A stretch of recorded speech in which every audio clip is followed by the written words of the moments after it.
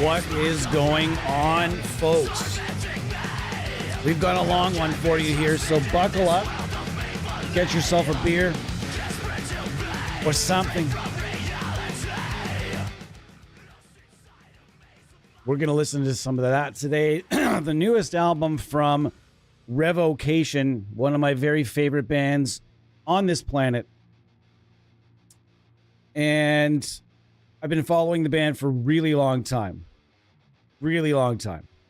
Ever since it was their video, one of their videos was on a DVD that we purchased at some point in the house I was living in. And I remember it was just like assorted videos, and it had a Revocation video where he was playing this absolutely sweet fucking warrior, which is all of them, obviously. Wouldn't it be a trip to see Dave? Well, you can actually. It's sort of you can actually see Dave play it, and it actually is kind of fucked up to see Dave Davidson play other instruments. And you go on his social media, and you'll see he's playing like he's got like he's got a big old giant hollow body. He's got a Jackson made kind of Strat looking thing. I think it was like, I don't know. You have to go look at it. Anyways, name the guitar player out there that is weird to see them play anything except for one thing. Let's get the discussion going early today. Now, today is going to be a fun stream for everybody.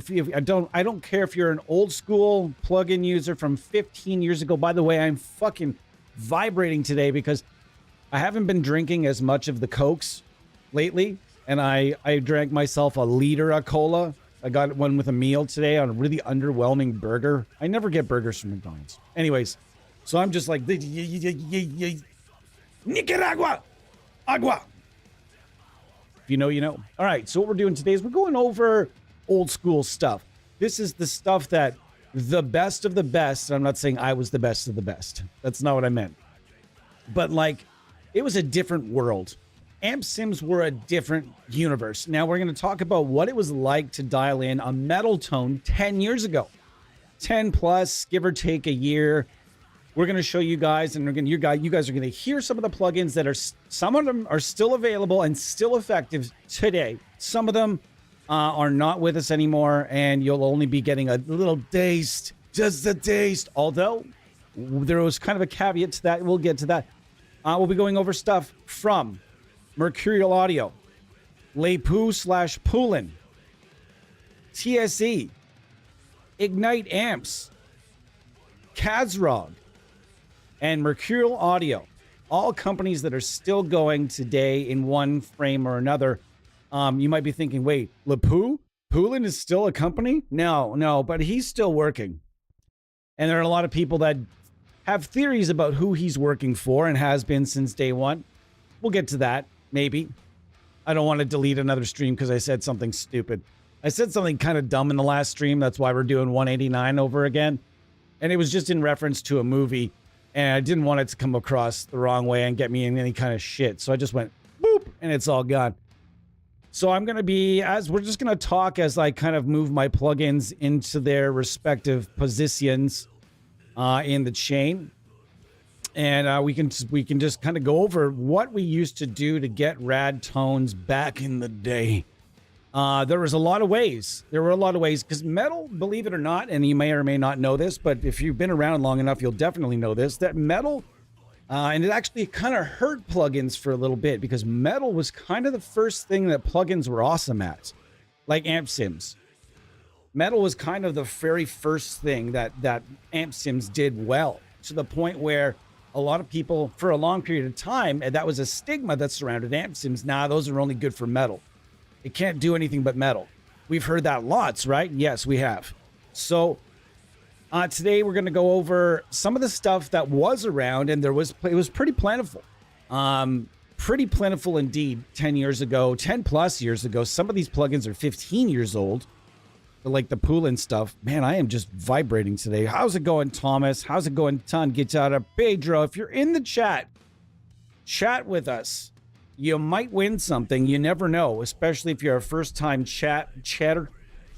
I'm also I've taken the plunge. I didn't really want to do this, but I've started just very lightly trying to promote the channel in the other side of the channel. If you've been to our Instagram, it's a very different place. That's where I do a lot of my artist relations stuff. And we post every single creator that creates something for myself and the developers that I work for. I make sure that it gets shared immediately on the Amp Sim Universe Instagram. I didn't want it to be just like another like a way to hype promote this, but I am going to get into it a little bit. So if you're on that Instagram, occasionally when we have something cool coming up, I will put it out there ahead of time with a little graphic and just be like, we stream, we do it, yeah, blah, blah, blee, blue. And I've also started telling, lightly started telling some of the creators I work with, some of the most talented players on the planet. I'm so grateful to work with some of the amazing people I work with. And if you're one of those people I do work with and you're in the chat, please do say hello. I would love to say hello to you more formally. I don't know.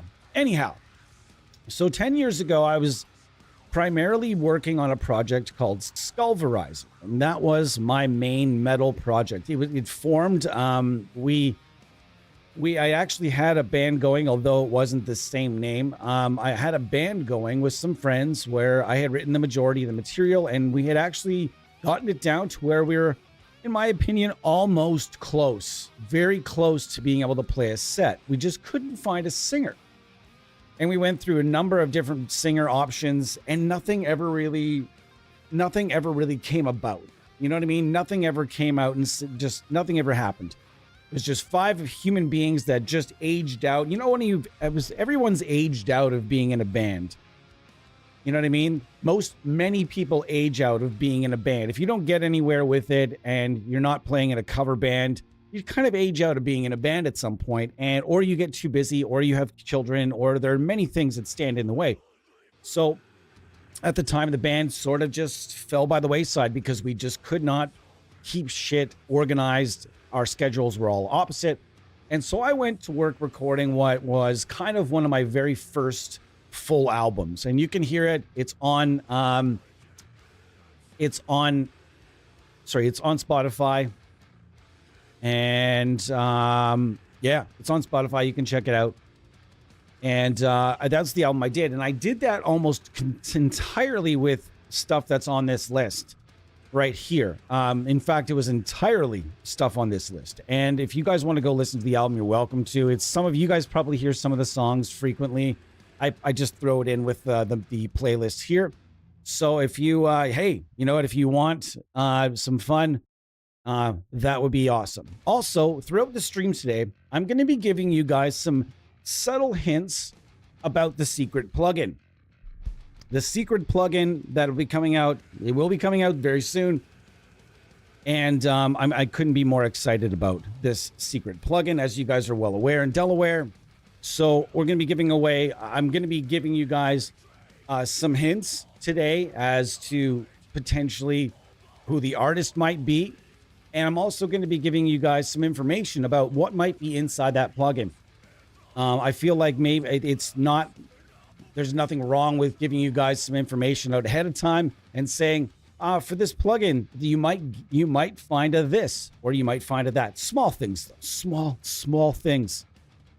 And so let's get started with kind of like what a lot of people felt was sort of the best suite that existed pre-Neural DSP.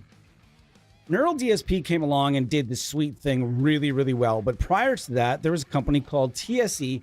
And this product, as far as I understand, no longer exists. So let's give you guys the big version.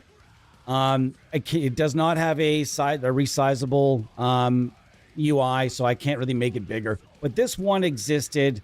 If I'm not mistaken, this came out a little prior to, well, the TSE, the X50 certainly was pre-Neural DSP, but I think the suite version of it was also just prior to it. Also, there was things like Amplitude that existed that was a full kind of a suite that had pedals and everything as well. So Neural DSP did not by any means invent this suite, although one could argue certainly that they perfected it.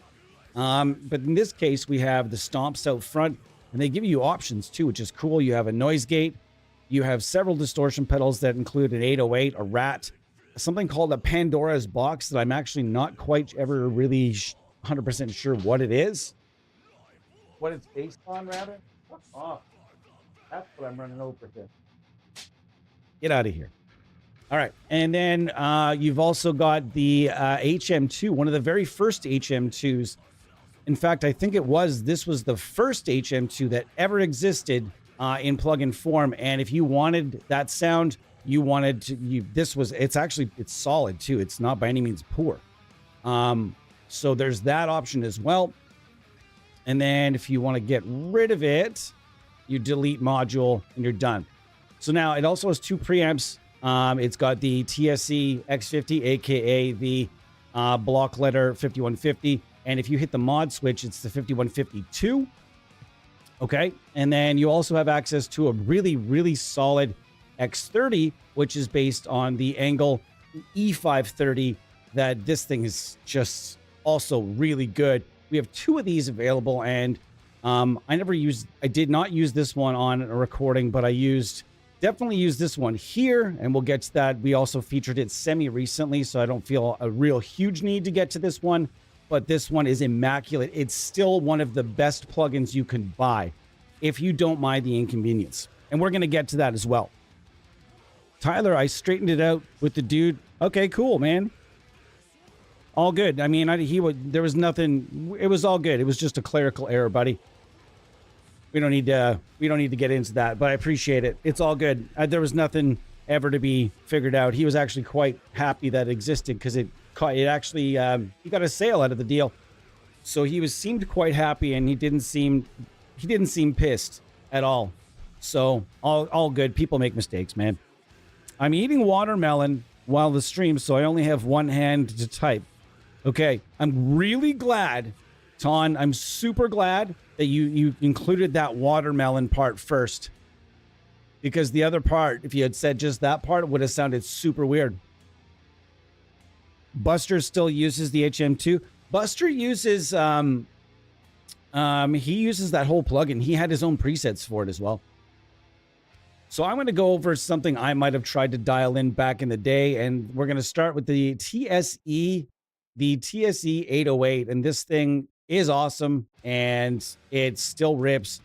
We also have a bunch of boost pedals. We have the Rat. This is also TSE. This is Mercurial Audio. We have the Greed Smasher, which is absolutely unreal. And then, where am I going? Also have there it is. I'm going to bring these up here too. Now, this one here was reinvented for Amp Hub. You can get this in Amp Hub. Originally, I'm not sure if you're aware, but Ignite amps existed well before STL Tones, and then that merger. They existed for a very long time, putting out some of the highest quality stuff available. And I'm going to start with a rig that's pretty much just nothing but. Now, for an IR, I'm going to go to a couple of my favorites, all-time favorites. Now, we're going to go, it was predominantly, you had two things. You had free IRs, many of which could be found in the 7 Deadly Sins IR pack. But many of the IRs that you had available, pretty much the only paid company at the time was Ownhammer. And they made stuff that was just, Ownhammer and Red Wires. Those two guys went head to head and created some of the best stuff that's ever been made, period. Some of the greatest IRs still exist. And IRs for me don't really date. It is what it is. I don't know why that happened. That was really annoying. It just scrambled my brain while I was at it. Slow motion there, the look on my face. All right. I'm eating Gianni Chiarello is giving some free plugin based on NAMM, but they're great. I have no idea who that is, but all right. Now it's in my mind. What about Vadim's stuff? I think you also have some Sims. The stuff that Vadim was doing 10 years ago is nowhere even close to where it is now. Not even close. No. but he has eventually really perfected things. But however, we could bring up the hazard preamps, but those are, I think, probably only like 7 years old or something. So I don't want to go back that. We've got too much to go over here, and here I am yappering some more. Okay, so I'm going to build an all ignite amps rig here. I'm going to go show you guys exactly what I would have used most and the settings I would have used most back in the day. I'm not even going to get started with the X50 because that came a bit later. The NRR1, this was made for the guy, his name is escaping me, one of the guys from Flesh God Apocalypse prior to the band's popularity being what it is now. So I am going to take the TPA1. Now you could run the NRR1 with a power amp. This was the power amp. So you essentially built your rig entirely from scratch. And I'm going to do that right here. I'm going to give myself, well, we'll just stick with 6L6s for now. And back in the day, you know what, we're not talking that long ago, you had to be a little bit more resilient. You had to be a bit more resourceful and have some more skill and patience to doing plugins. This is why the plugins exploded to the way they did, is because they got way more convenient. Many people that I know, even people I know, were completely turned off plugins entirely because they had to build a signal chain. Like, well, I'm not going to do this. I could just plug into my amp. This is too much of a hassle. But now it's just one click and suddenly, pow, you can have a standalone open and be ripping in no time. So back in the day, and I don't want to say back in the day, but we'll say 10 years ago, it was a bit different. You had to be a bit more resourceful. So let's start with a pretty solid tone here. Now, when I go to IRs, I want to be honest here.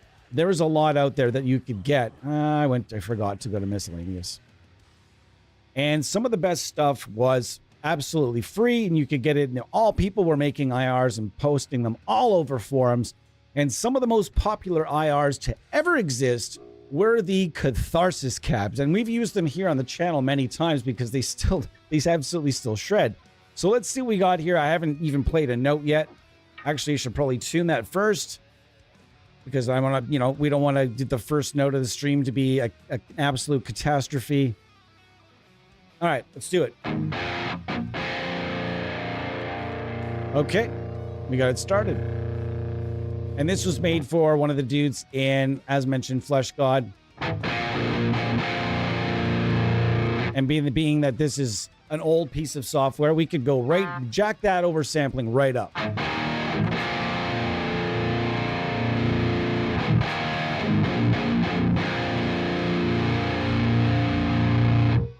Not bad, but we can do a whole hell of a lot better. Let's go to the higher gain channel, and we can get to this instead. That mid channel is really nice for rock. And if I'm not mistaken, this was based, and I think Bo would probably know about this. I think it was based, if I go to the, is it still here? Yeah, okay. Let's look at this.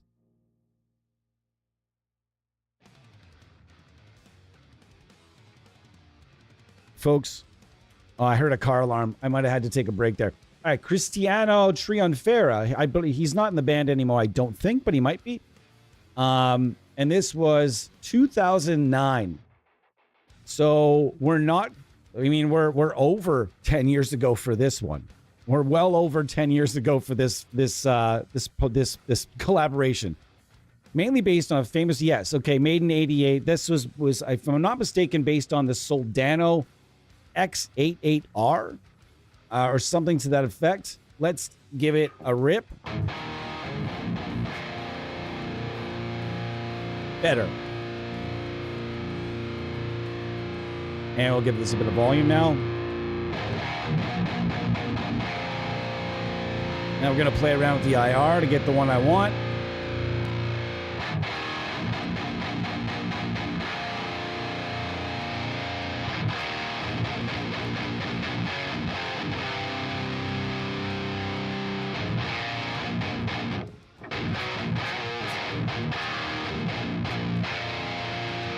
And we'll be able to figure out by the end of this if this stuff still, if it does its Does it still fuck? You know, if you don't know what I mean by that, then I'm sorry. I cannot elaborate. This one is a little bit fizzy bubbler. They also gave this one rebirth as the NRRX in Amp Hub, so you can go and use this. All given all the modern noodles and sauce. So you want to go check all that out ASAP, in my personal opinion. There we go.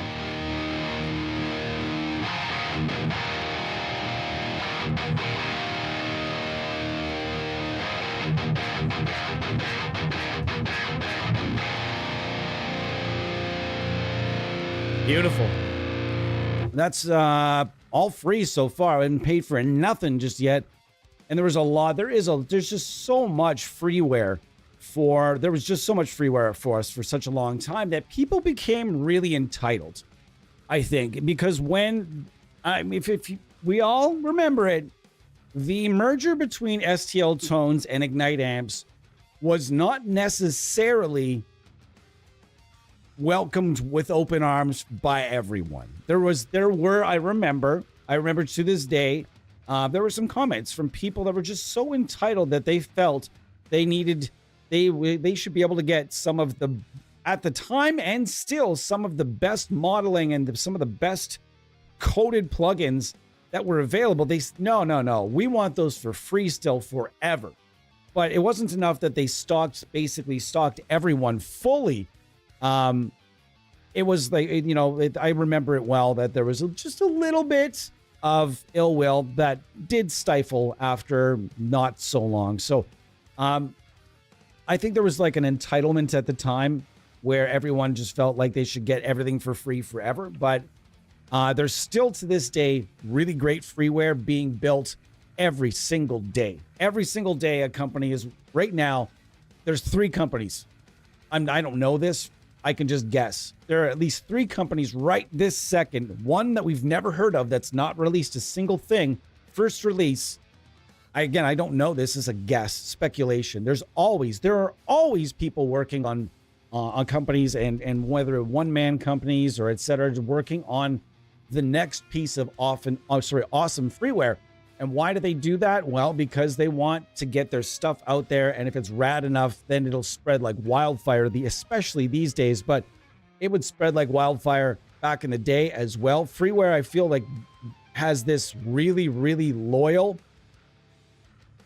very loyal demographic these days, and it really does have roots to back in the day where when we first started, there was a lot of freeware and people were vehement about not paying for anything. And you don't have to. I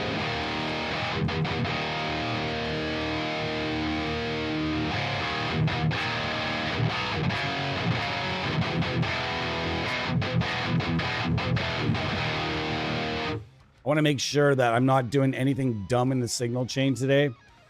Because the other day I just kind of wrecked a stream with just something dumb.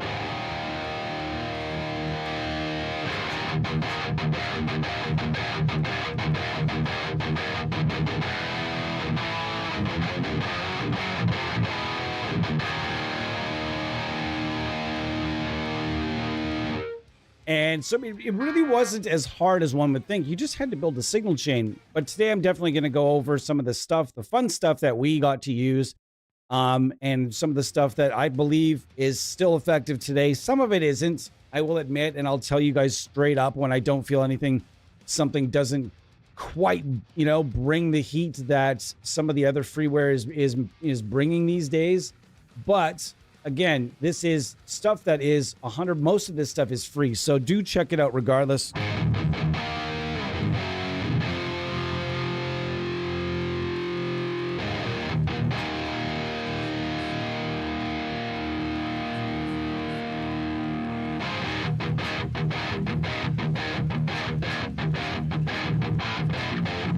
This particular piece of gear, feel free to go and use it right now in Amp Hub.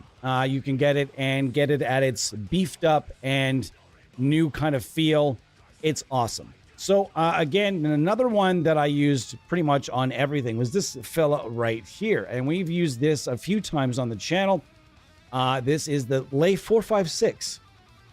And I'm going to go over a couple of the rad sounds that you can get. This is still available, I believe, on what is it, VST4 free. If I'm not mistaken, this is still available. Can somebody work on that? Work with me on that for a sec. This is such a familiar tone.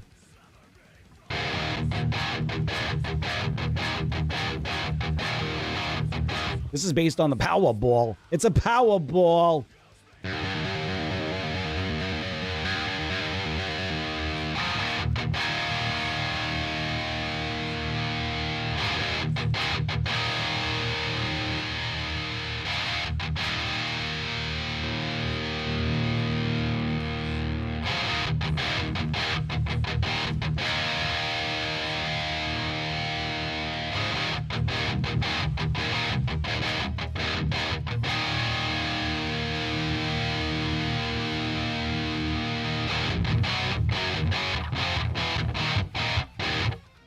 It's okay. I think we can do a little better here.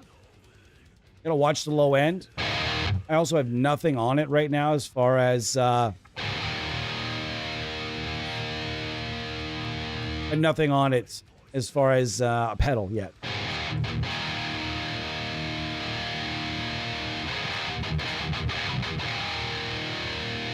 Now that's sounding a lot more familiar.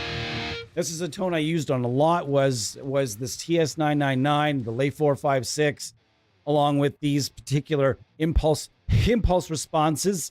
The other impulse responses that were very popular back in the day that you can still get were the why are they slipping my mind? The Fredman impulses. Sorry. The Fredman impulses, where are they? Fredman impulses, here we are. Here we go.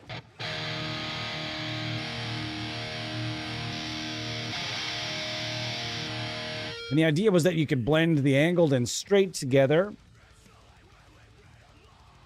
And you could have some, you could have some fun. So let's find, I know it's going to take me a second here, but let's do it anyway.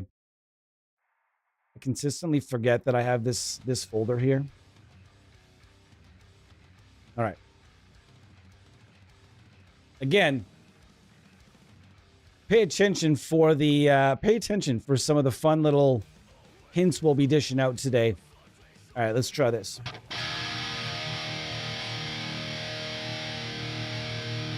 Perf.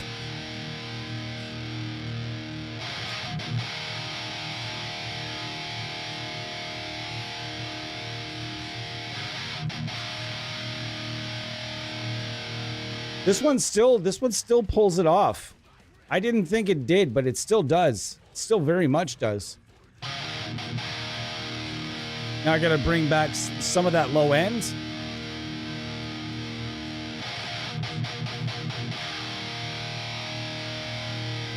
And then you can blend.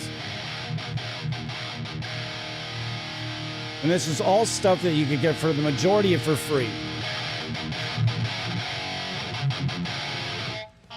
That's a wee bit on the sharp side. We're going to take some of that tube screamer off because it is an angle. And when you're using an angle amp and you're trying to boost an angle amp, it can get messy if you're using like Ola style settings where it's like you're diming the level and the tone. Certain amps that you fire those settings into are going to fucking hate it. You're better off with a starting point of like 7 or 6 or 7. If anybody's like middle schoolers are listening to this, how annoying is that shit? I'm going to be the old guy, boomer style. I don't have to be a boomer to complain about 6, 7.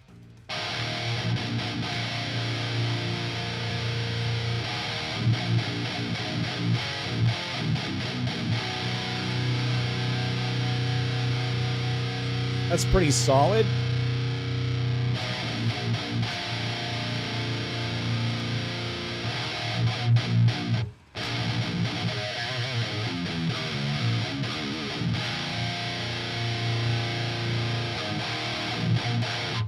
Yeah, this one to me, it still pulls it off, but for me, it's not all the way as good as some of the other angles that have now popped up. So I'm going to go ahead and say that the lay 456 is probably lay cooked. This also, the rectifier, this, the Lecto, this one was another one, a huge thing. If you wanted the Mesa Boogie sound in the form of a plugin, there were no other options. This was your option. If you didn't like this option, TFB, that was it. So let's try it. If I'm not mistaken, this one also felt a little bit long in the tooth the last time we tried this out. But again, why not try it again anyway? I'm going to go back to our, oops, god damn it. We're going to go back to, oh my god, I'm an absolute disaster today. And by all means, there are tons and tons of free IRs right now that are available everywhere. Lots of people still making their own at-home IRs and seeing if they have a talent for it. Resington is doing it. You'll find tons and tons and tons and tons of free shit on Tone 3000. That place will give you so much for free. You will be amazed. Also, I've got big news. I recall just recently I told you guys about a few things. But now I'm going to tell you again because that stream ended up getting deleted because there was a UI problem.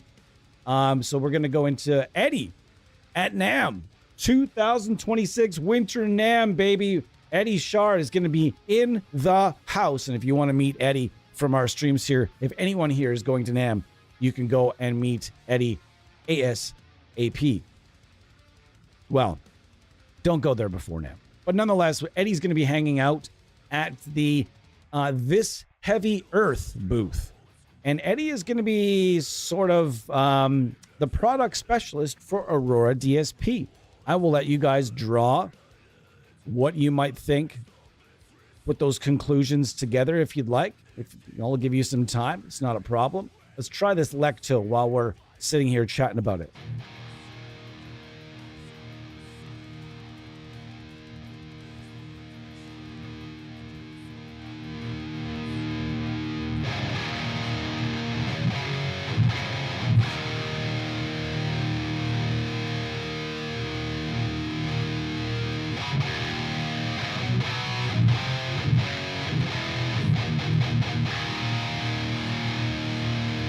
Not too shabby, I'll tell you what.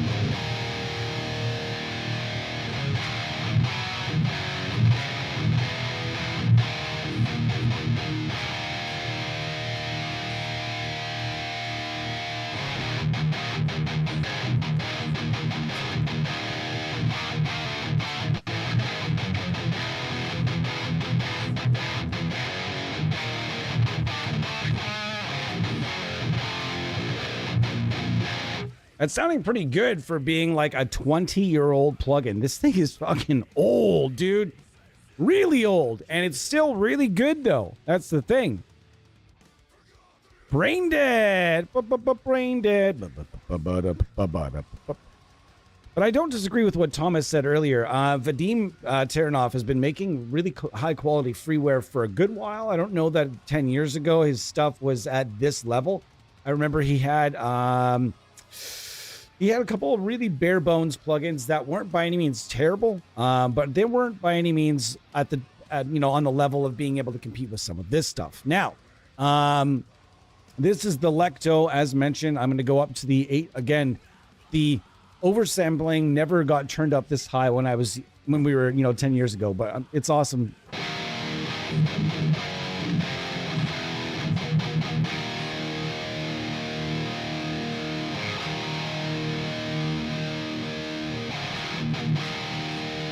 It's not too friggin' bad.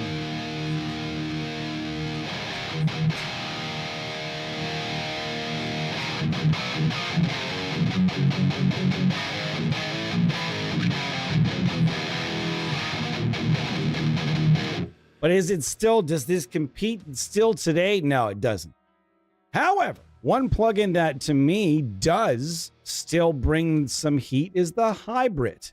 This is the plugin that I use for solos and any and all lead work on every project that I did for the better part of 10 plus years. I only stopped using this as my leads, as my main lead solution when I got the Nembrini Audio MP1. No, it's yeah. Sorry, the MP1 Pro, not the GMP Pro, but the MP1 Pro kind of took over, and that this was at the center of pretty much everything I did for, like I said, lead guitar for a very long time. So let's kind of see what we can do here in getting a decent tone. Let's play around a little bit.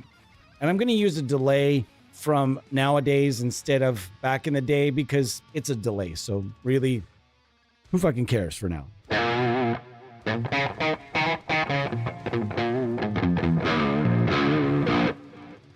Okay.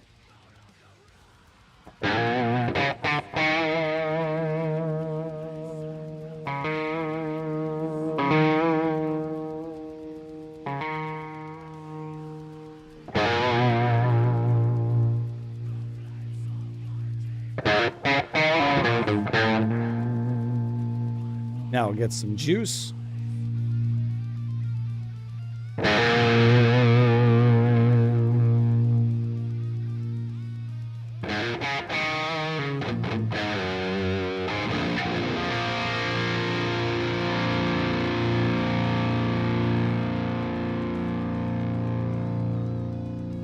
Okay. Now let's change things up.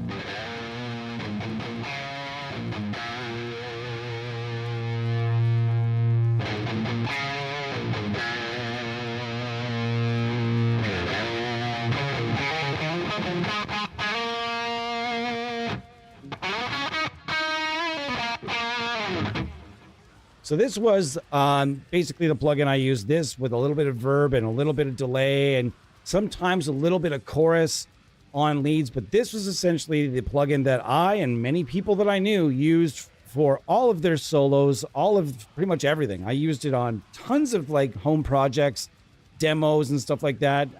Pickup demos I did with EMG way back. It was just a fun it's a fun plugin. I think it's still to this day, I think this one actually still holds up.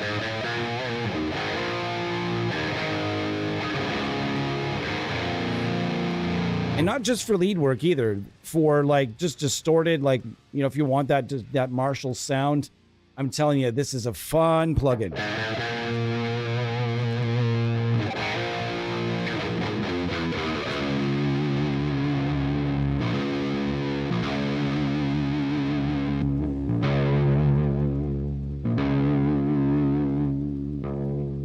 And as far as I understand, this was a sort of a Franken Marshall that Les Pou made and kept up. There was a few different UIs for this, and this one hung around until he was ready to close up shop.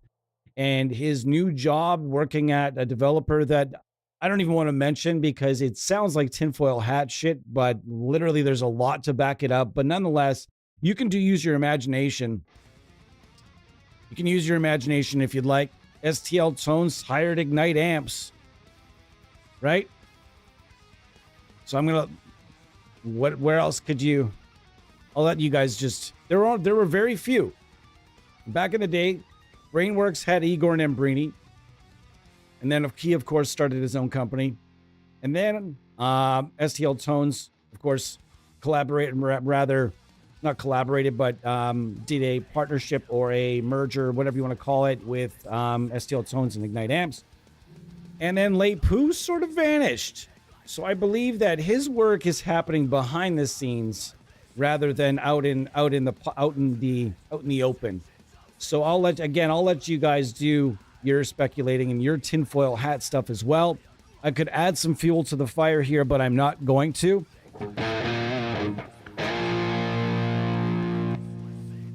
All right, so let's keep on keeping on with some fun Tube Screamer stuff. This is the Mercurial Audio TSC. Very, very high quality modeling.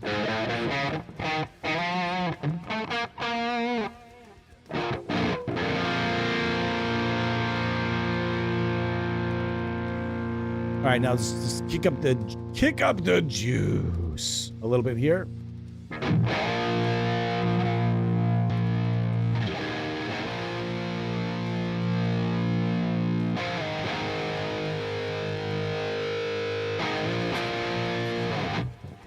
Nice.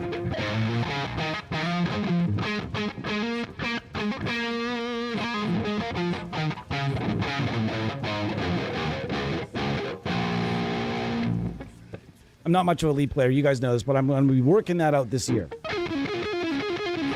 That's a wee bit fuzzy for my liking, but nonetheless, you guys have seen it. There's the hybrid. She gone. How are you guys feeling about football this weekend? The Steelers made it in by about 15 feet. Maybe less. I'm excited. I don't care how you get there. They don't ask how. They ask how many, brother. Skyscraper Eddie? Hell yeah, that's badass, Eddie. Is Eddie here? I'd love it if he was. Eddie's been working a shit ton. That plugin is still online. They are on plugins for free. Nice. Is it plugins for free for free or VST for free? Or both? I don't know. I think most of the old plugin is still on the level of new plugins. I think with a good IR, most people can find their older between 3 or 4. Yeah, I would say that there are some old plugins though, like they are getting close to being just, because let's be honest, okay? To have a plugin, I just want to discuss this for a second. Even to have a plugin that is still good, even 10 years later, 5 years later, it's got to be a well-designed plugin. How many times have we seen this tidal wave just out of this, we'll call it this rushing, this absolutely rip-rushing whitewater river that is the amp sim industry? If your shit sucks, or even if it's not designed well, that is just going to get gobbled up by the current. It's just going to get smashed on those rocks and turned into oblivion, and you might as well have not built it at all. So for a plugin to be still good and still viable, even a little bit after 15 plus years, that is insane. It is some of the most well-designed stuff ever to be made. Still rips. Like, for example, Neural DSP's Nameless Suite will still be good in 15 years. I'm assure you of this. I'm almost positive that in 15 years, and these ones haven't been given, by the way, that plugin got a number of updates, and then the X series update. These ones haven't really been given that. They got a bunch of updates back in the day, but they have not been kept up, but they can still do the gerb. So let's check this one out now. Let's go to lead. Oops, forgot to hit it.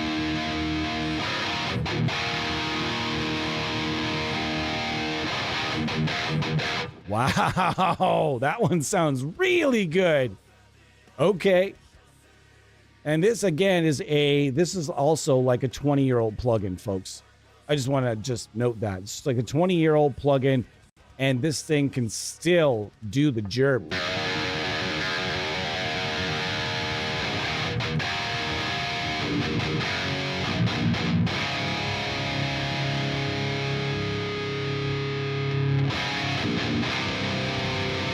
Holy shit. This thing still sounds so good.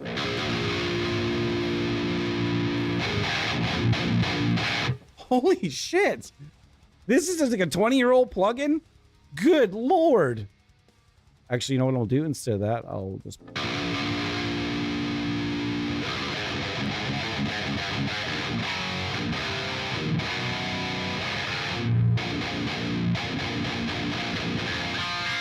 And it's another one. I don't think I used this as much as I should have. Looking back, I probably should have used this a lot.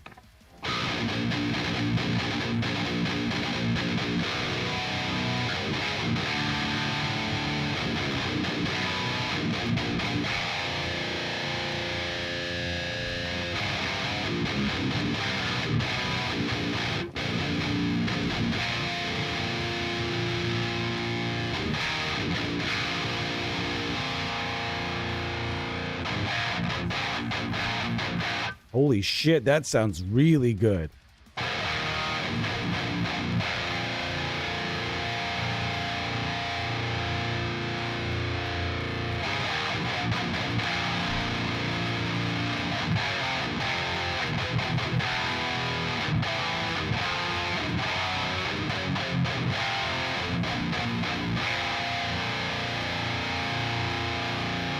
Holy smokes.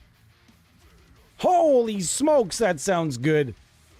So again, 10 years ago, we still had a lot available. And I think we look at the way the plug-in industry is now, there's just so much to choose from. And it's almost like an options overload now. And back in the day, though, the one thing I can say is that most of the companies were taking stabs at a lot of the same gear.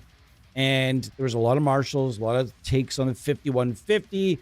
And it just happened. That's one of the main reasons that I think metal got popular with amp sims first, is because most of the first stuff was that was done really well were high gain amps and made by people that, you know, that was their focus, was making stuff that had high gain and big sound, right? So really depends.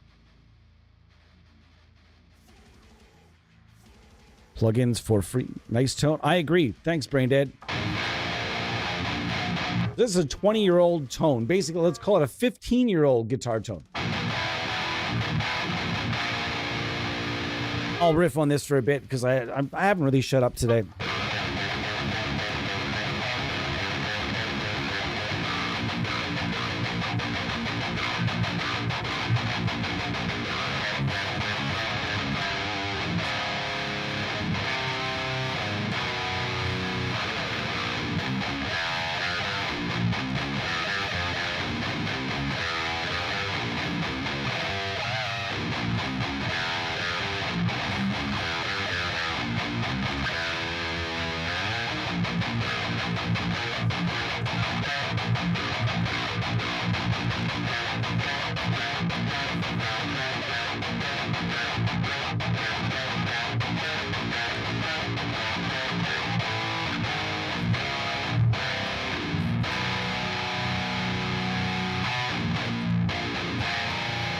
I think the Legion, I don't remember fully. Was this the one that was like his own creation? There's a Bogner too. Which one is the Bogner? Hold on. The Bogner is the Bogner is the Lex Tac. The Legion, I believe, if I'm not mistaken, is the in-house creation. I think this is his own, Lepu's own I believe.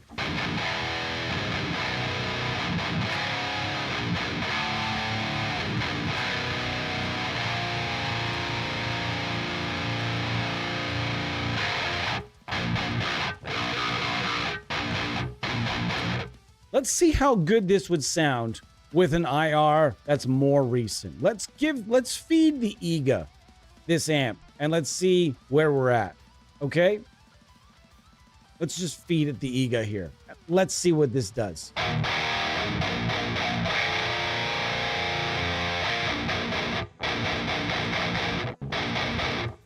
You know what I mean?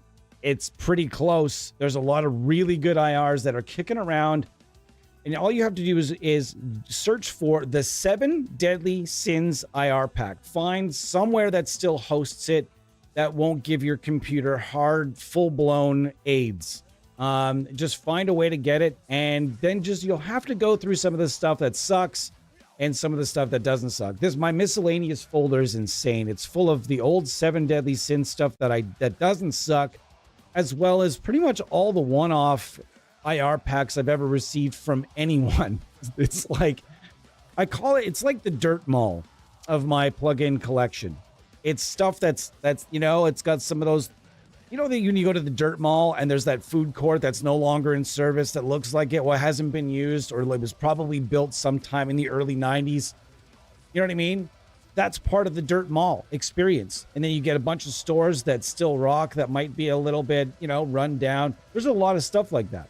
Guitar Hacks impulses. That was another thing. These were awesome. JJ Power Tube impulse responses. And again, so you had to do a lot of your own blends and your own mixing. That was one thing I want to make very clear. You're going to have to do there's nobody blended IRs for you. But if you want, you can take some of this old stuff and throw it into like something like Ignite, STL Ignite's Libra, which is a fantastic way to make your own blends and stuff. So you'll almost never have the need to use anything else. I highly advise that you do it. Oh, right. But so we're using these 15 to 20-year-old impulse responses that I found in some kid's YouTube video where he's like, he uses the shit talker app to tell you how to do like pan one of them 70% left, pan one of 70% right. Or, you know what I mean? There's this video and it teaches you how to quad track guitars, and it was actually pretty genius. It was a game changer for me.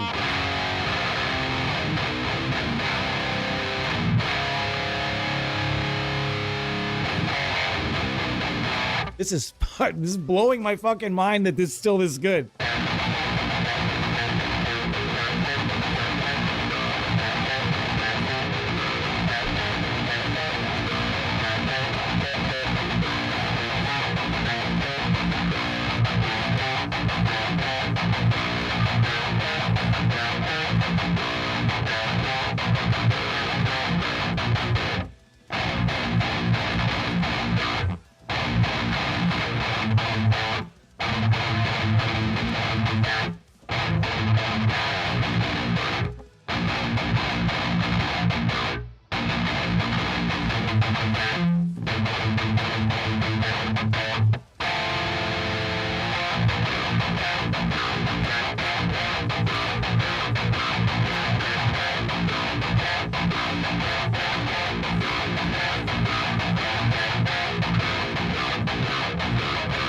Wow, this is so good.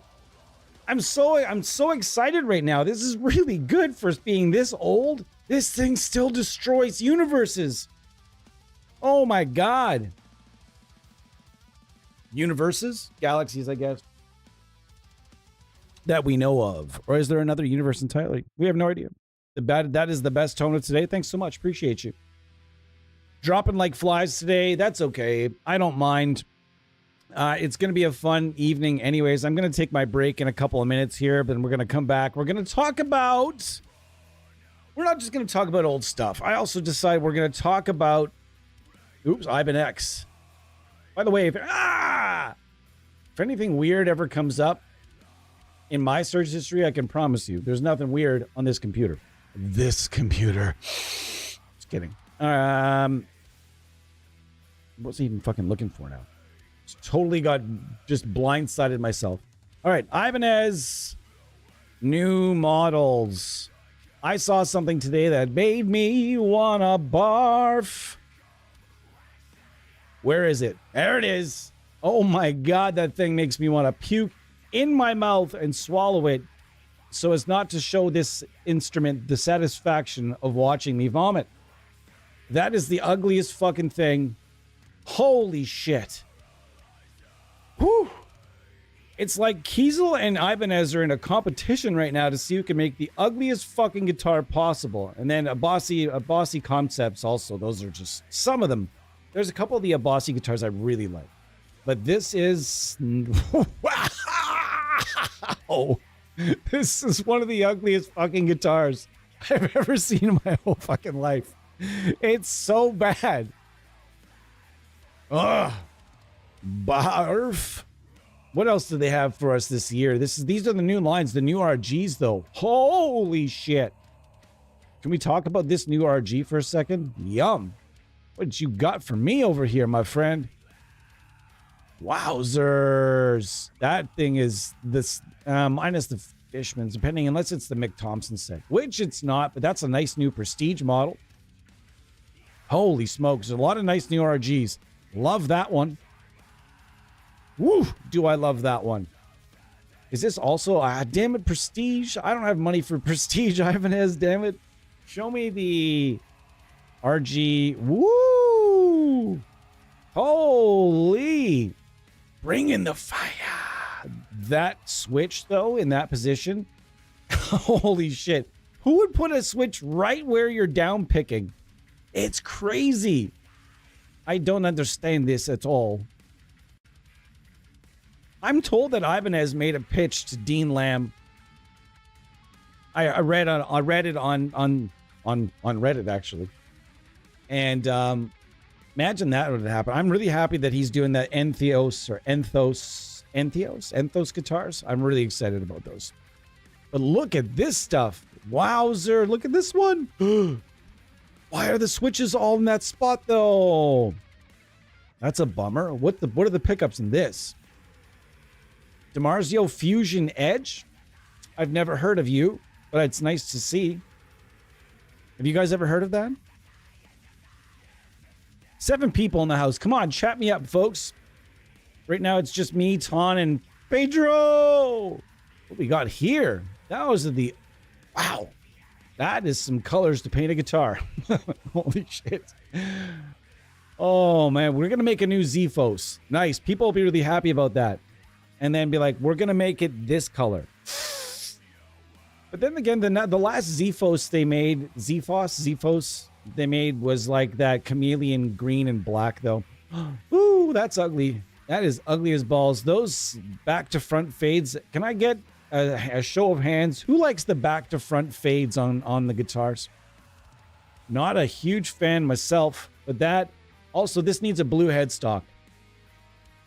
The fact that it doesn't have a blue headstock is a travesty of guitar design. That needs a blue headstock to go from blue to that vanilla, whatever the tan or whatever that is. From French vanilla, from blue to French vanilla back to blue would have been ideal. Not doing that makes me sad. Makes me sad. But that was, of course, because these are probably made not... These are probably not... Where are they made? Does it say? It does not. Does it say? It does not. I'm assuming why they're all black is because they've used the black. They just mass-produced the necks and then like half-produced the bodies and used the necks were interchangeable. No, they aren't, though. They're different woods entirely. Look at that. That's lighter. Much lighter. So, never mind.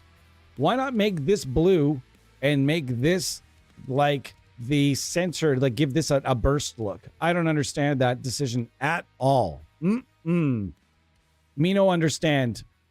If you just joined us, we're going through, as we're going to be typically doing for the next little while, we're going to be doing like just runs through 2026 products. We're going to be trying to tell Eddie what he needs to go and look at. And so far, I'm going to need a picture of Eddie holding that guitar. That's what I'm going to need. I'm going to need Eddie holding a picture of this thing. Holy shit. That's ugly. Black doesn't make it... metallic black makes it better. This, once again, reminds me of when Homer was invited to design his own car on The Simpsons. That's exactly what this reminds me of. That's all it reminds me of, in fact. Man... I'm happy to be here. I'm happy to be looking through these with you guys. It's fun looking at guitars with random folk. That's a nice 8-string, though. I think it could use black. This needed black hardware. Is that just Galaxy black? Or is that silver? That's just straight up silver. This could use black hardware. I'm just critiquing because I can do that as a consumer, a customer that may buy a new Ibanez this year. Maybe I will. Maybe I'll buy a new Ibanez this year. Impress me. The basses, these are sexy, though. Ibanez adopting this sort of that jazz bass look. Like a heavily modified jazz bass. The headstock almost looks like something from Marcus Miller. Some of these are really nice. I like this. They almost use the guitar headstock. That is really cool that they use like a rounded, almost less Claypool. When I say less Claypool looking, it almost looks like an Ibanez headstock designed by Les Claypool. He's got that nice, it looks like the guitar headstock and with like a nice little round little thing on it. Headless, no interested.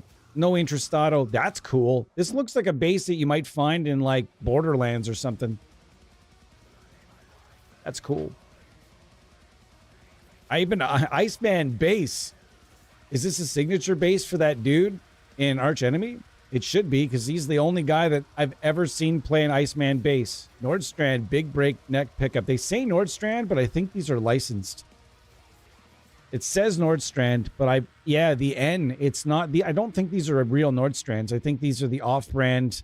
I don't think these are the USA made Nordstrands. These are the ones that are import made. That's a bit of a letdown. Acoustics I was going to say don't care, but those big body acoustics, that one's pretty sexy. That one's really nice looking. I stand corrected. Oh, that's ugly as fucking hell. Look at this thing. Nothing grosses me out more than electric headstocks on acoustic guitars. That grosses me right out. That is just nasty. Pawn shop to be at the pawn shop near you. All right, so we've taken a look at that. I'm going to take a quick 2-minute break. Quick 3-minute break here, folks. Thank you for being here. I appreciate. Ronnie Webster, nice to see you. What in the fuck is with those finishes? Are they making guitars or popsicles? I don't know, man. I'm all for some of those finishes. I like bright finishes on guitars. I do. Bright, and bright finishes with like white pickups, just like or it's got to be like blacked out with white pickups. I don't know.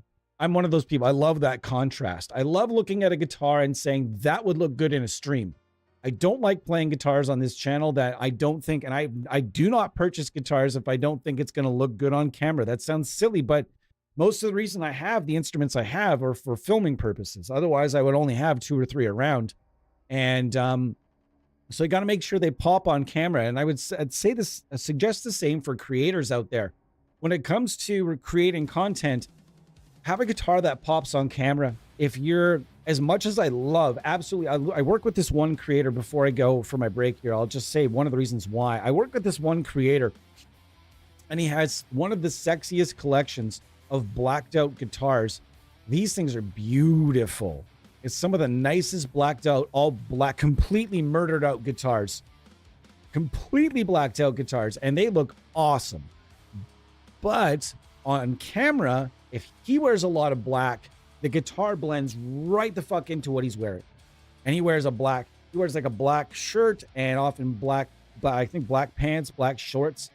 And his guitars mostly blend right the fuck into what he's wearing. He's not on a stage with all the lights coming at him, right? There's a couple of lights, but ideally his content is quite dark. And I just feel like if he was to buy a guitar that's all blacked out, minus say you find the guitars that have the the outline, the nice white outline, white pickups, the little things you can do to look better, have your content look better, simply. And you might think, well, that's a silly reason to buy a guitar or modify a guitar. But if you're trying for content that people are going to see and notice when they're scrolling down, ideally you want something that's kind of bright. So that's just a tip from me as somebody that watches a shitload of content. I get to see so many amazing instruments and guitars. Guitars, basses, so many rad things that I get to see. So it really is a pleasure to do what I do, and I'll continue to do what I do in a couple of minutes here. Thank you for being here. Like and subscribe. I'll be right back.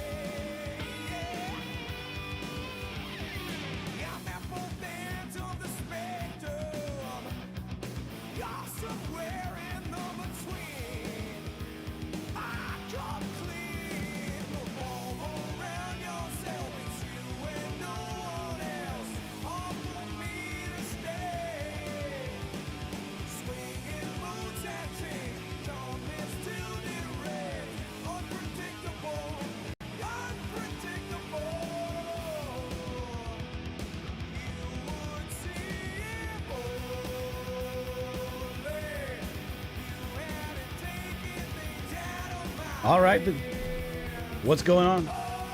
How's everybody doing? That cloth, the drying cloth that we dry our hands on. Just getting to that point where it's got to just put another one on the wall there. Anyways, just to share the very last of the sick tone that we've acquired, and what I'm going to deem, and Ton also deemed the best tone of the stream so far. And when I say so far, I mean we've got a kind of a bunch left. We've got an exciting weekend here. Hopefully tomorrow. I don't know what time. If it'll be tomorrow, I'm hoping it's going to be tomorrow. It might even be really early though if it's going to be tomorrow, because there's football and I'm going to be doing football things most of the day. So I think tomorrow early on, I'm going to come in here. We're going to do a Children of Bodom stream where I get to test his pickup. Mostly the tuning he uses. I'm going to be learning a couple riffs and some of the plugins that you might use to get that Children of Bodom sound. Excited about that because it's a tone I enjoy. But again, this is the tone we are christening? No.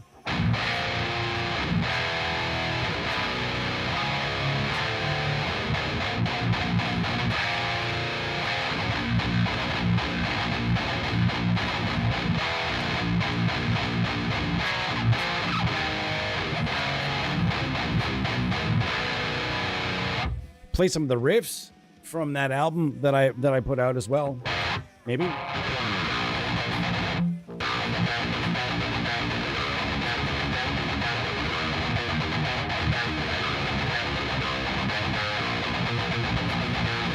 It's one riff. There's so many riffs that I used to be able to play really well. It sucks when you can no longer play riffs that you wrote for one reason or another.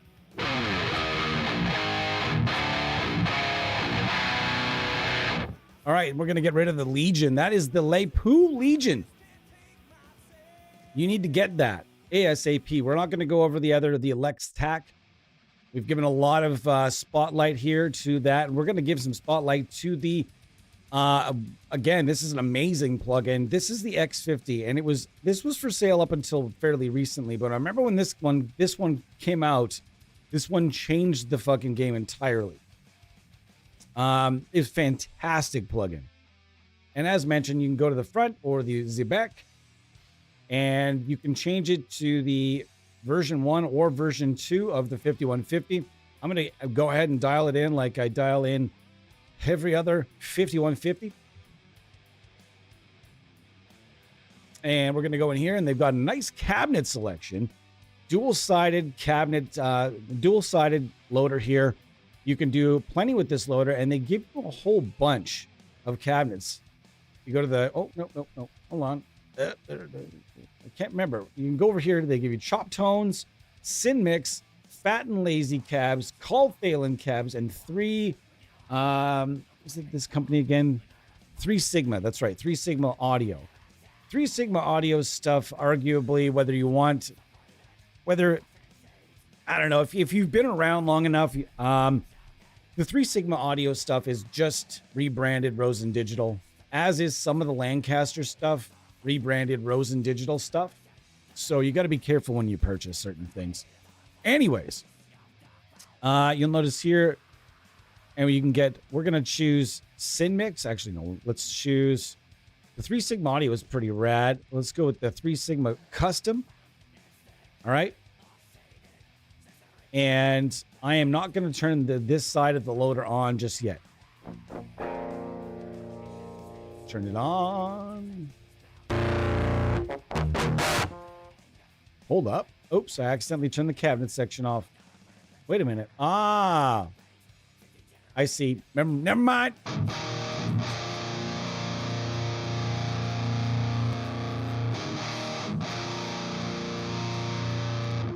But I'm going to go ahead and just use it with what I used to use it with right inside there, because that's kind of how I feel like doing her.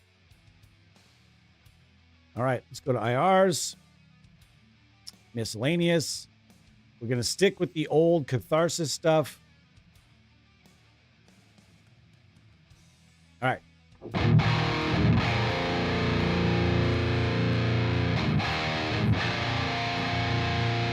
So this is a pretty good sounding 5150. It's raw, it's big, it's nasty, which is what an unboosted 5150 should sound like.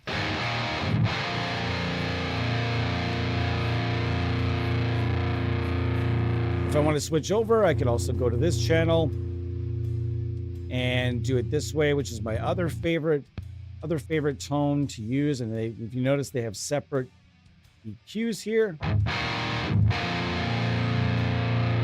There's my we're dialing in my two favorite tones. Now we're going to add a boost pedal.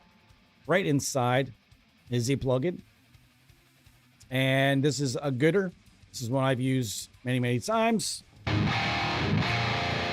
I worked a little tiny bit of artist relations for TSE back in the day.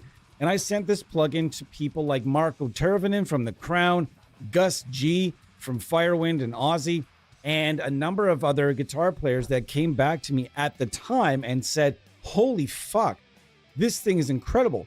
I know for a fact that you can hear this plugin on a Firewind album, on some of the leads. In fact, there's also, shit. Is it Twilight Force? What's the power metal band with the band that wears the elf ears? Is it Twilight Force? I can't remember. Anyways, that particular band, there's a number of bands that I sent it to, a number of artists, and they all really enjoyed it. So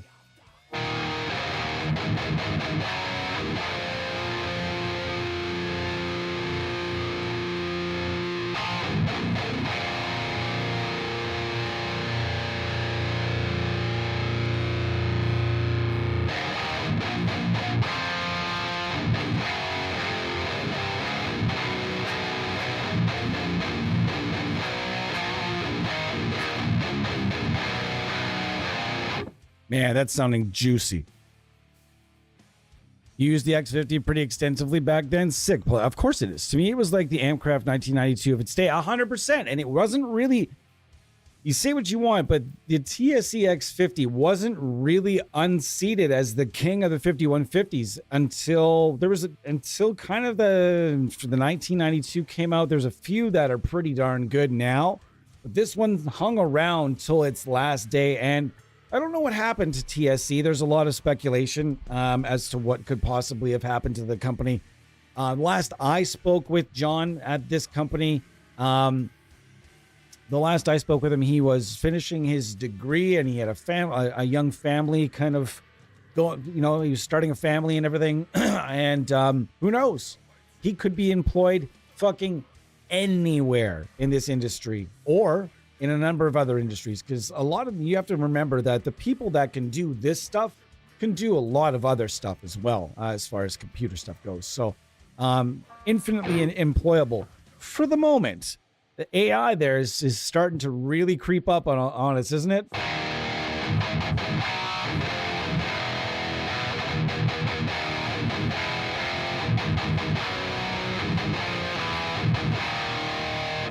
Can I get a show of hands of people that think we should just maybe chill the fuck out with the AI a little bit? Can we chill out? Can we relax with this AI stuff? Maybe go watch, if you're a huge fan of adding AI and everything, I just want you to go watch the Terminator series of movies. I just want you to go watch those and just think, and maybe even like the Matrix, because apparently there's rumors that, or at least rumors, was it confirmed that the Matrix, I heard something about the creators of the Matrix or somebody involved with the movies in general, the producers or something, saying that, or the writer, I don't know, saying something to the effect that it was the Matrix series of movies was designed as sort of a post-Terminator apocalypse kind of scenario. Like, I don't know. Maybe I'm wrong.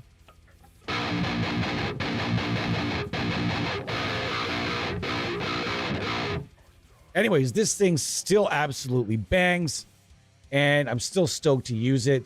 I love these impulse responses. They still also bang.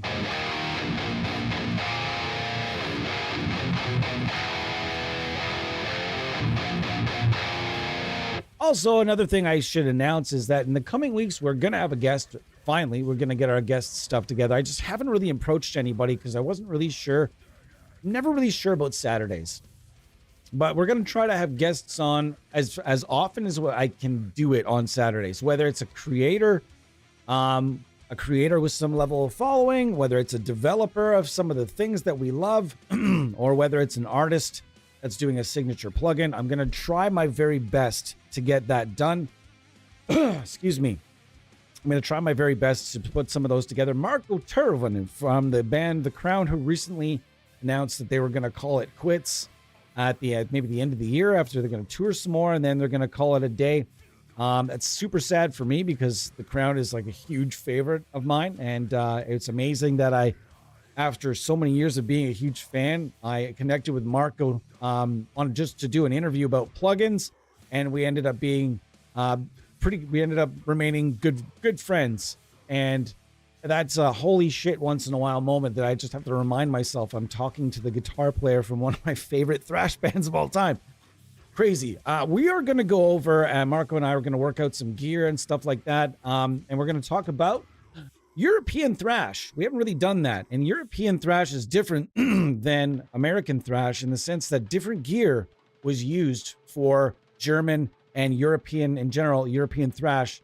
We always associate Mesa Boogie and Marshall with American thrash. Whereas in Europe, it was more about Marshall, and there's a lot of other things. So Angle, predominantly Angle was a big thing.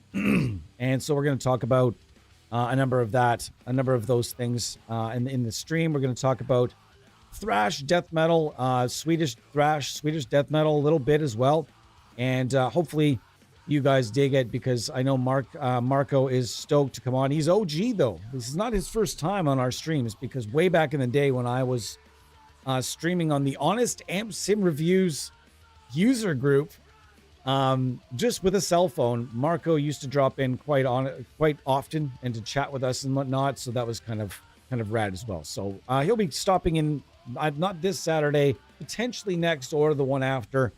So you can look forward to that. Also, we're going to have a number of other people that I've been kind of low-key talking to see if they'll come and just visit our small, tiny part of the YouTube universe. So we'll see. The huge artist coming in hot, though. I do have my favorite modern guitar player coming in to chat with us on the release of his plugin. I could not be more excited, and I'm hoping we're gonna have a little time ahead of time. Won't be the day after release. I'm thinking I'm gonna try to schedule it for about a week after release, so that I have some time to put it out there that we're doing it.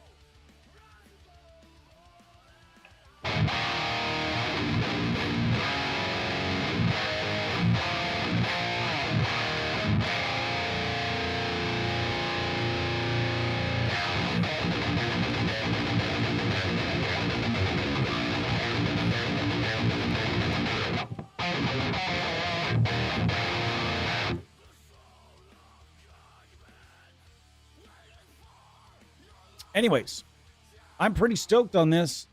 I'm still love this plugin. It's the definition. Again, this is a plugin that came out years ago in its first form. This is V2. I want to note that this wasn't always in a suite. You could go and get and download right now, I'm sure, just the head of the X50. That was available for a long time prior to that. And I always kind of wished that Ignite Amps had done a suite around the Emissary. I know that you can put it in Amp Hub now, but I always wish they had done a free, maybe even a free suite. I also kind of wish that John from TSE, I'm going to send him an email, see if it goes somewhere, or just an error message, so the account no longer exists or something. But I would love to email him and just say, man, why not just put it out there for free, so people can find it and love it? You know what I mean? You don't have to charge for it. So what if it's maybe a little past its prime? Put it out there for free. Say it's not getting any updates. Do not email me about bugs or anything else. I will not respond to anything like that. I am putting it out there for free so you and the people can enjoy it and experience it and find it and maybe fall in love with it like so many people did before. I just never really understood the point of taking plugins completely off the market.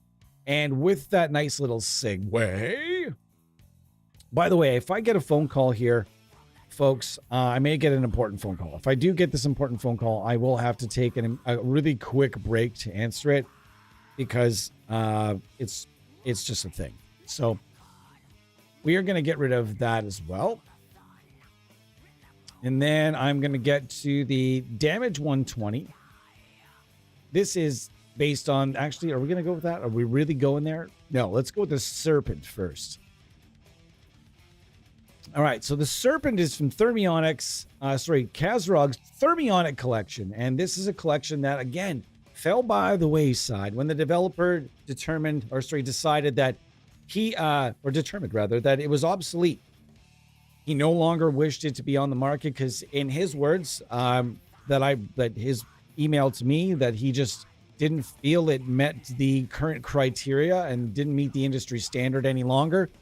And he didn't really want to keep it out there in the form it was in. And initially, the plan that he had kind of put out there to everyone was that all of this stuff from the Thermionic collection was going to get put into a mega/multi amp suite, kind of like like an amplitude or an amp hub or something to that effect.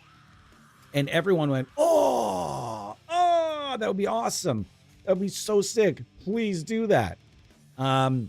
You might be also noticing these are on V5.06. Like, these went through many different versions, the Kazrog Thermionic collection. So this is some of the best in my opinion, some of the best modeling that's ever been done. And he put these out there with the kind of the motto that the looks don't matter.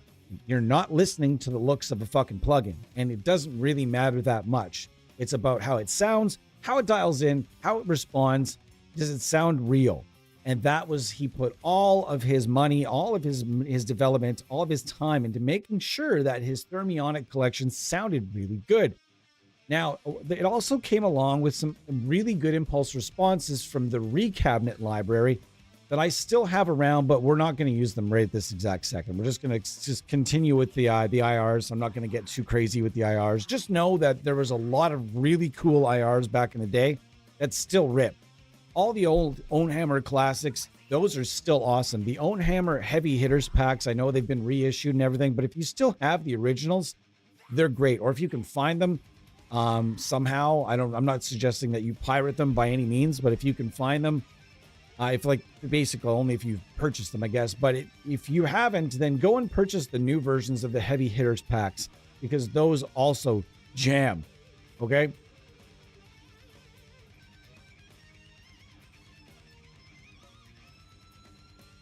Anyways, I hope you guys are having a great day. Great day indeed. Yes. So we're going to go to the lead channel. And I'm going to dial this in cautiously. And we'll see where we're at.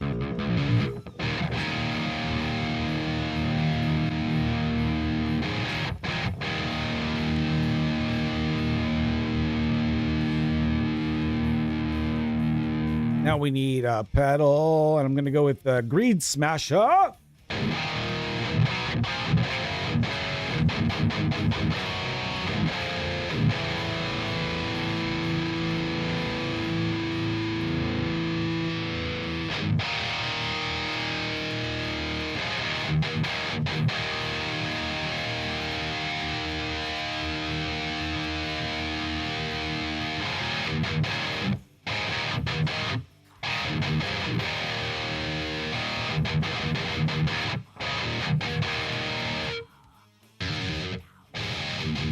You can get scooped or super scooped.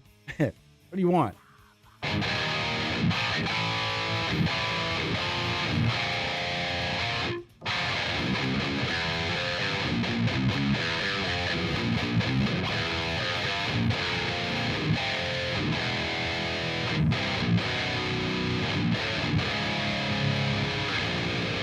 Wow. Whoa. Still, these are sick too. And I really, you know what? I know Shane said he's doing the Ampcraft series now. But man, I don't know if he ever watches our content or if he ever hears our pleas. But if you have any interest in the Thermionic collection, email him.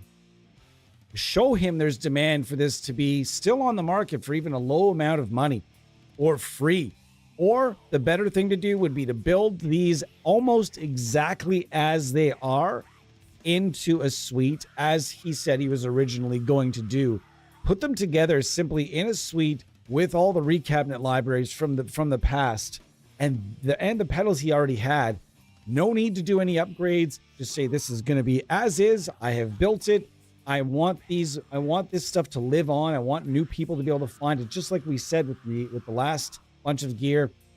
And just like why take them off? Like, I don't know. I don't really get it. Ignite Amps could have taken all of their stuff down as well, but instead they built a brand new website and new download links and brought it all up to VST3, and then just said, all right, here it is. It's staying as is. We're on to this other stuff now. With this stuff, we want to make sure that, it's there for everyone to enjoy and find and love and etc. And create with is the big factor here. People that might not ever have the money to whatsoever to try Amp Hub or anything else, but they can buy all their, they can get all that freeware and create, just as myself and many other people have.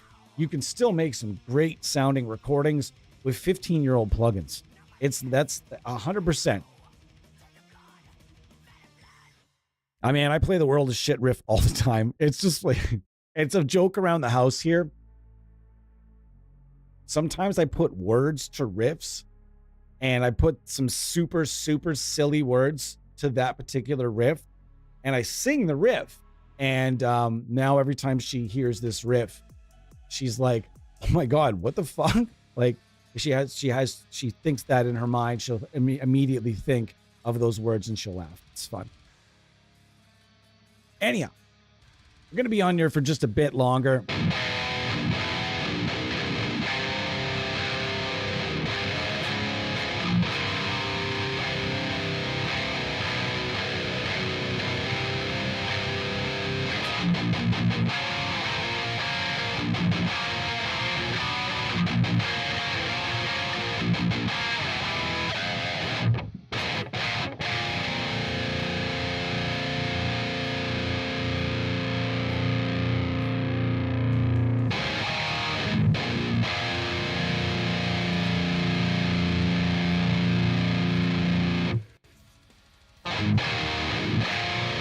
Holy shit.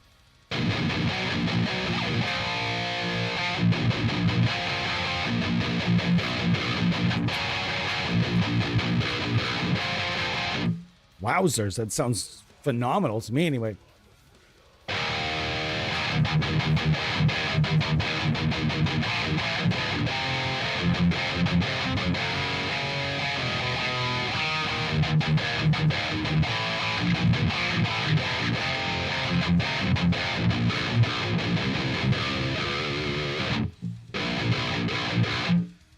Man, I don't know. I think there's just a monstrous, an absolutely monstrous amount of people out there that would fully embrace a rebirth of the old thermionic, like call it Kazrog thermionic suite.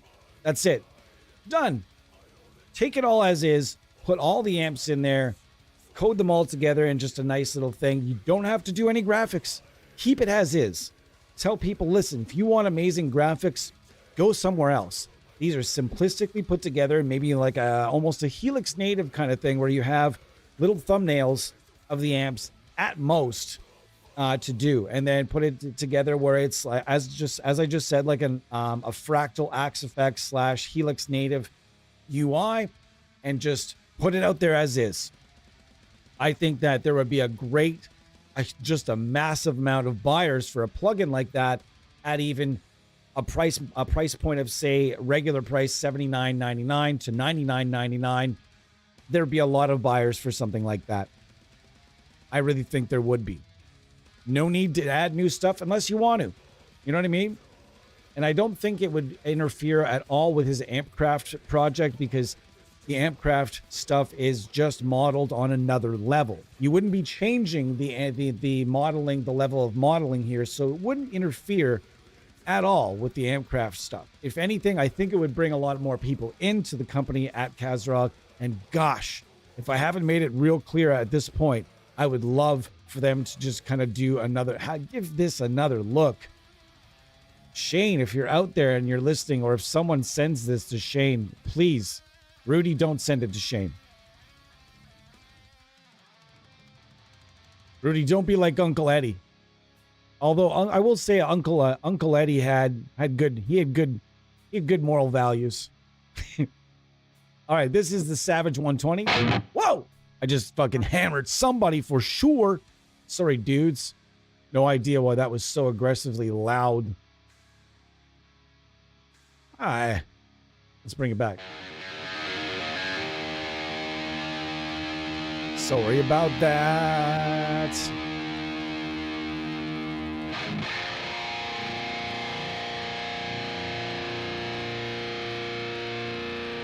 This is an old plugin.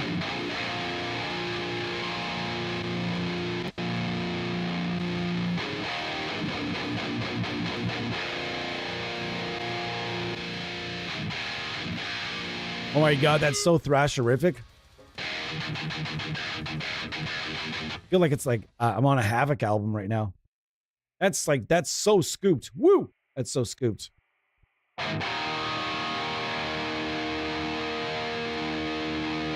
Something's amiss.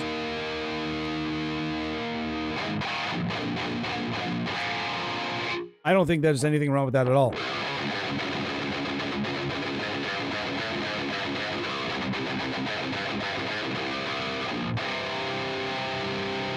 Let's get some low end going and then bring that volume up a little bit more again.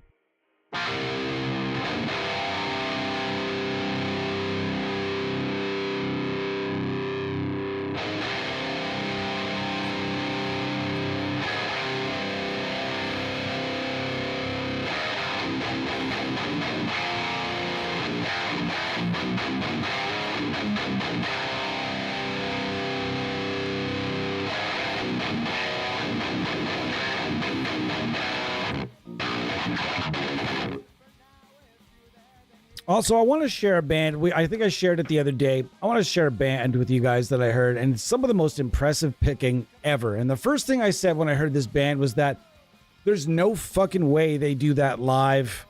There's no way they do that live to this level. But then I looked up exactly the two songs I had just listened to, and in a live version, and it was like room audio. It was like cell phone quality audio, maybe a board recording at most. It wasn't nothing edited, nothing enhanced. It was just like one camera, and they crushed it. So have you guys heard the Zenith Passage? I know I'm probably new. I've definitely heard of them before. For years I've been hearing of these guys, but I've never actually sat and listened to them because to be straight up with you on this one, I thought it was a gent band. With a certain the demographic that I always constantly saw talking about the Zenith Passage, I just assumed. That was my dumb assumption. It's one of the dudes from that used to be in the Faceless, though, I think. Maybe? Yes? Someone tell me a yes or no? Anyways, I can't imagine in my wildest dreams, and I'm a fairly clean picker, I guess, maybe. In my wildest dreams, I wouldn't be even this clean at picking. I mean, in my dreams, I'm an amazing guitar player. I don't play a lot of guitar in my dreams, I don't think, but not that I can remember. But if I did, and imagine myself to be the cleanest shredding picker ever, I still wouldn't be this good at all. Check these guys. This is ridiculous.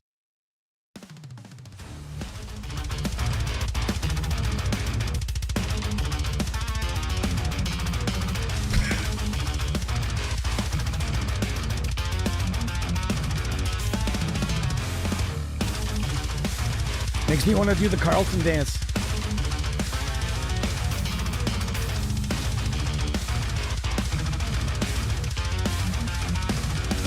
Wowzers. The drummer live, the drummer is completely insane. Fleshbound Reliquary.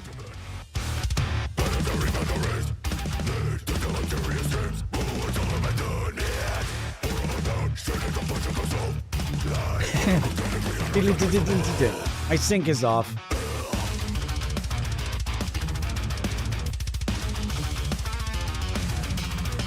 It's so ridiculous. The picking is so good.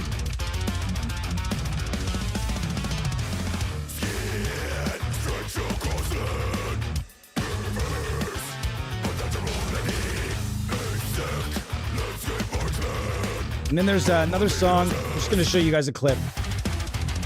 This one's been in my head for days. This one's been in my head nonstop. Just this one riff. The first riff in this song has been literally clamped to my brain. Anybody that says metal isn't catchy is just not listening, because I don't care what you're into. You can't tell me this isn't the slightest bit catchy. Even if you're like a classical music fan, you're going to listen to this and be like, that is way too intense for me. But man, that's like, it's a catchy little melody there.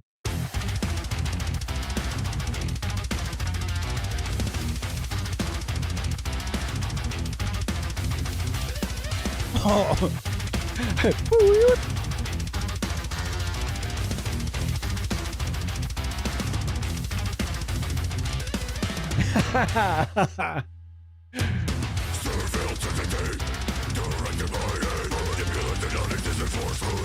It reminds me a little bit of Aeon and a little bit of Decapitated.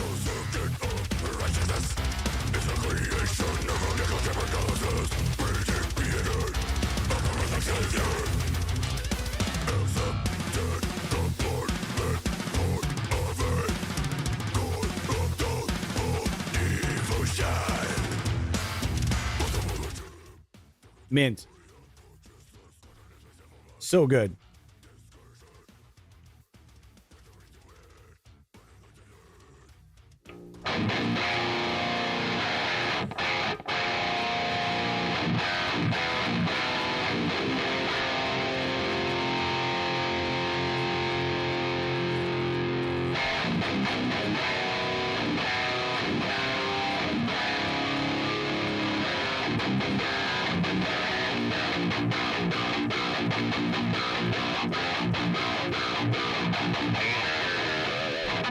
You want that extra modern sound? You can still get it with old ass plugins too. And that wasn't really the sound. I didn't use this as much. I did use this a lot. This is the Psycho C. It's based on the EVH 5153. And prior to recent times, these were some of the best 5150s that were out there. I remember when these came out, everybody that used them was just over the freaking moon. And everyone, this was one of those things, just like Neural DSP or any of the companies right now. Every time, like Thermionic Collection did not come out all as one big giant thing. It came out in little packs, and we were chomping at the bit. Every time a new pack would come out, there was a whole bunch of people that would just jump right in, be salivating for this.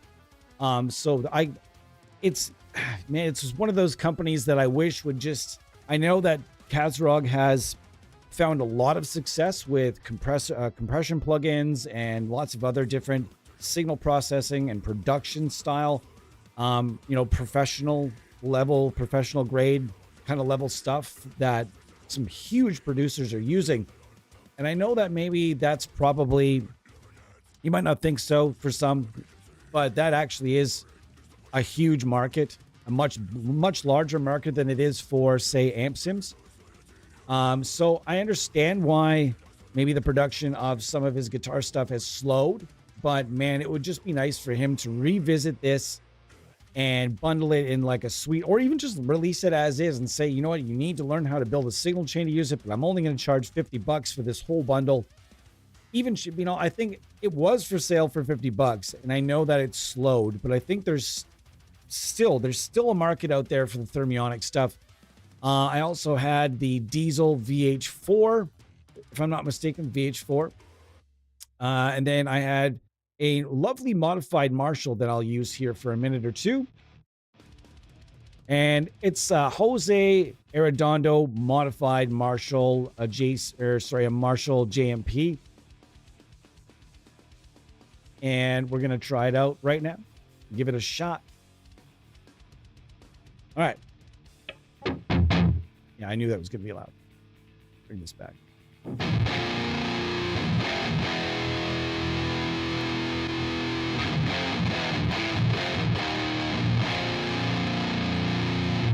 That is big and boomy. Go here instead. All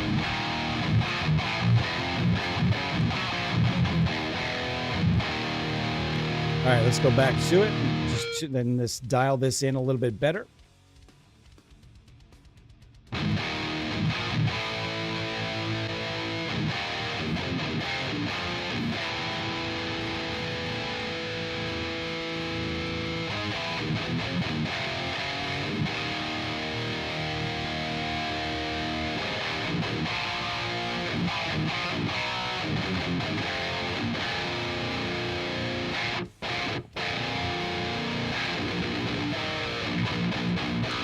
Let's change the pedal up to a tube screamer.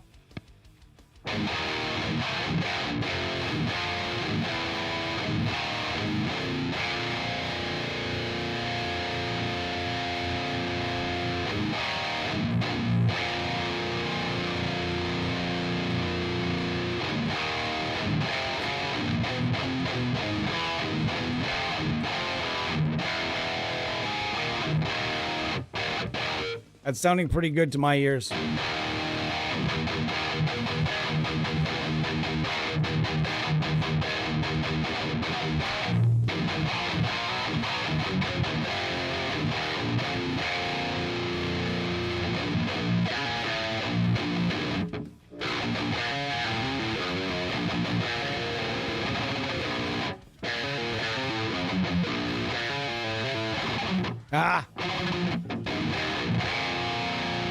Yeah, so there you have it. This is another collection of old stuff that we used to be able to use back in the days of boomer plugins. I find it super funny that today the term boomer that actually refers to a super hard-working group of older adults. That's essentially that term is now used for anybody over the age of 30 that has an opinion that a responsible opinion in life. If you're over the age of 30, you're now a boomer. That's it. Welcome to the stream if you're just arriving. Scourge, how's it going? I've been kind of off not reading the comments here.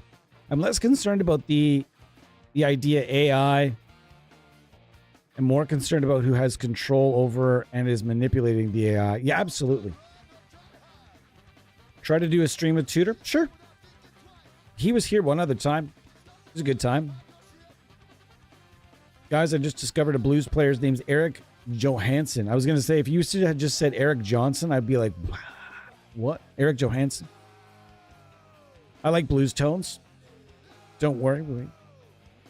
Whenever I hear someone complain about the UIs of an amp sim, I just have to side-eye them a wee bit. The plugin sounds good and it's easy enough to use, then isn't that the whole idea? Yes, it is. It is, but I mean, I understand the attraction to having an amp. I get it. It's nice to have a nice looking UI. And now with AI though, especially now with AI, it's become maybe easier than it's ever been to make a nice looking UI for plugin companies. And if you don't think plugin companies are using AI, or if anybody out there bitches or complains that a plugin company has used AI in the creation of a UI, I will lose my fucking shit. Because with the prices of graphic design out there these days being quite expensive, if you have someone that's able to use AI and Photoshop and some other things, like it's going to be cheaper than going all the way. And it just is what it is. You're going to find that more people are going to be using AI for more things. But why is it okay that the average person uses AI for all these different applications, but a company is not allowed to use AI? A small one-person company, for example, is not allowed to use AI to make something look more real and cut down on the retail price of something. It's crazy to me. There's a lot of complaining about AI, like especially with bands and album covers. Do you think these bands have thousands of dollars or hundreds of? Like for an album cover, usually the base price of a non-AI and an album cover is like at the basic price is like starts at $1,000. There are artists out there that want royalties of album sales to do a cover.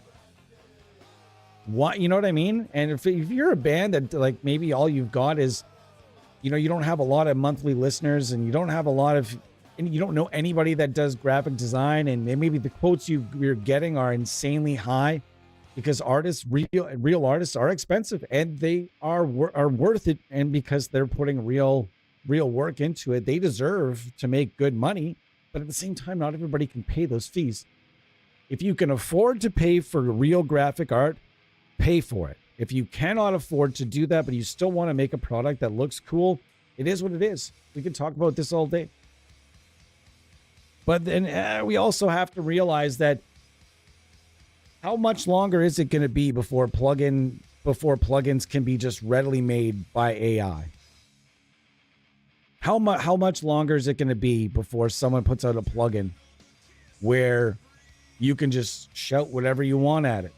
Just be like, I need a Marshall tone. I mean, I know that positive grade bias X exists, but I'm talking something, you know, what if the next NAM, and I say it's not necessarily made by Steve Atkinson, but what if the next big thing is something like NAM, where something just like NAM, all you have to do is type in the amp you want, and it gives you, no matter what it is, it gives you that amp.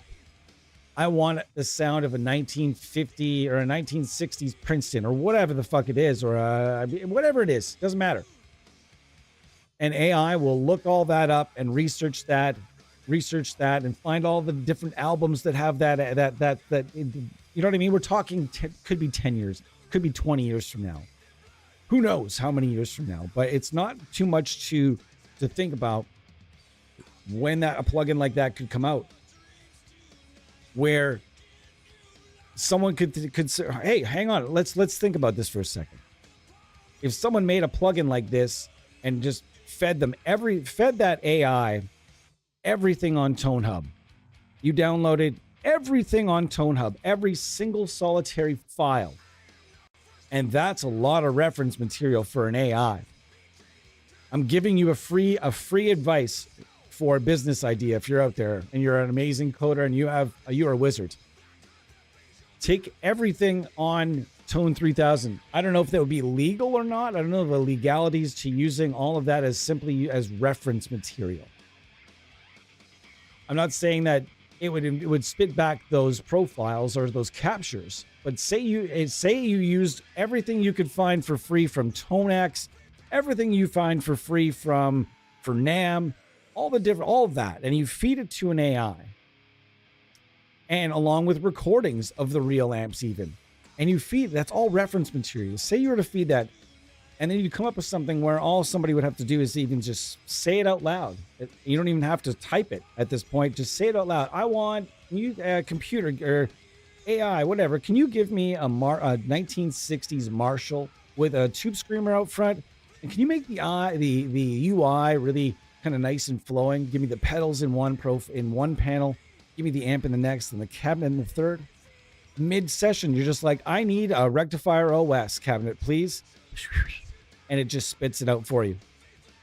You can name the mics you want, everything else. It's an interesting theory. At that point, what would happen if all of that stuff sounded super realistic? What would instantly happen to all the other plugin developers? Crazy thing to think about. Anyways, folks, I'm going to get out of here. I just gave someone the greatest idea ever in the amp sim world. Yeah, probably. But if there's guaranteed to be with someone out there working on that right now. I'm not the sharpest tool in the shed on even the best day with a grinder. You know what I mean? I'm not the sharpest tool in the shed. And a lot of sharper people out there than me someone out there is currently working on just such an idea. Guarantee it. There's just no way somebody's not. I just say it out loud because I hope somebody will work on that idea. It'll be a long time before plugin developers will be, I don't know. It's tough. Like, how long will it be before AI can code a perfect amp sim for you at the drop of a hat? 10, 15 years from now? You know, it's an interesting thing to think about. Anyhow, thank you so much. I'm going to get out of here. Thank you so much for being here. I appreciate each and every one of you. You know that. And I will be back tomorrow, likely tomorrow, early tomorrow morning, Eastern Standard Time, probably before noon even, likely well before noon. It might even be early, like 10 a.m. early, where I'm going to come on and we're going to do some Alexi Alejo things. So if Children of Bodom are your thing and you don't mind listening to it at an early time, I will be here. Okay, folks, I'll be testing that pickup. We'll be going over some Cobb, talking about Alexi Alejo. May he rest in peace. And I'll talk to you guys then. Cheers, everybody.